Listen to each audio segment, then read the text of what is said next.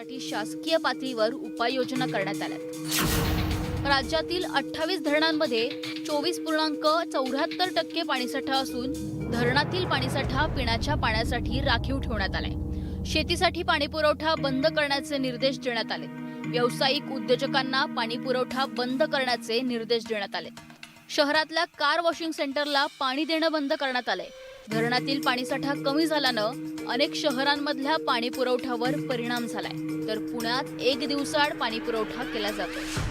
बऱ्याच धरणाचा पाणी साठा जो आज आपण चेक केला तर बऱ्याच ठिकाणी सिंचनाला पाणी आपण देऊ शकणार नाही, कारण तशी आता एप्रिलमध्ये साधारण पाणी आपलं संपत आहे।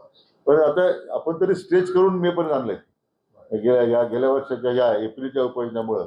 आता तर आपण आढावा घेत गेलो, पण आता पिण्याची मात्र अडचण नाही। ऊस आहे, कपाशी आहे, मका आहे, त्यांना पाणी नाही मिळालं तर ते 8-10 दिवसात करपून जाते। पेरण्या आटोक्यात आलेल्या होत्या, तर यंदा पावसाची म्हणजे पाण्याची परिस्थिती फार बिकट झाली खूप। तर ती पाऊस नाही झाला तर जवळजवळ पिकं गेल्यासारखीच आहे। अपेक्षा होती की धरणातून आता हे जूनला एक रोटेशन मिळेल, आणि जर ते मिळालं असतं तर निश्चितच पिकं वाचले असते। पण आता सरकारने राखीव ठेवल्यामुळं निश्चितच आता पिकं धोक्यात येत, ऊस पीक येणार नाही। सरकारनं धरणातील पाणीसाठा हा केवळ पिण्याच्या पाण्यासाठीच राखीव ठेवलाय।